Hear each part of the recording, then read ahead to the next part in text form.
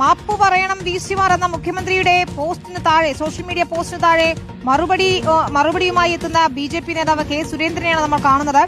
ആദ്യം അങ്ങ് തന്നെ മാപ്പ് പറഞ്ഞു തുടങ്ങണം എന്നാണ് സുരേന്ദ്രന്റെ കമന്റ്. എന്താണ് അദ്ദേഹം ഉദ്ദേശിക്കുന്നത്?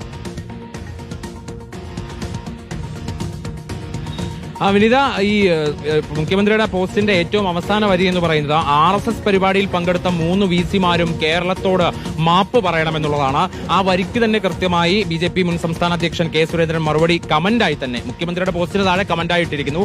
RSS പരിപാടിയിൽ പങ്കെടുത്തവരൊക്കെ മാപ്പ് പറയുകയാണെങ്കിൽ ആദ്യം അങ്ങ് തന്നെ മാപ്പ് പറഞ്ഞു തുടങ്ങുന്നതായിരിക്കും നല്ലത് എന്നുള്ളതാണ് കെ സുരേന്ദ്രന്റെ കമന്റായി വന്നിരിക്കുന്നത്. അദ്ദേഹം ഉദ്ദേശിച്ചതിനകത്ത് മറ്റ് സംശയങ്ങളൊന്നും വേണ്ട. മുൻപ് ഗോൾവൽക്കർ ജന്മശതാബ്ദി, അതായത് 2006 പറവൂരിൽ നടന്ന ഗോൾവൽക്കർ ജന്മശതാബ്ദി ചടങ്ങിൽ VD സതീശൻ അന്ന് പങ്കെടുത്തതുമായി ബന്ധപ്പെട്ടുകൊണ്ടുള്ള വിവാദം ഇതിനോടകം തന്നെ പൊതുസമൂഹത്തിന് മുന്നിലുണ്ട്. അപ്പോൾ ആ വിവാദം ഉദ്ദേശിച്ച് തന്നെയായിരിക്കണം കെ സുരേന്ദ്രന്റെ കമന്റ് എന്നുള്ളതാണ്.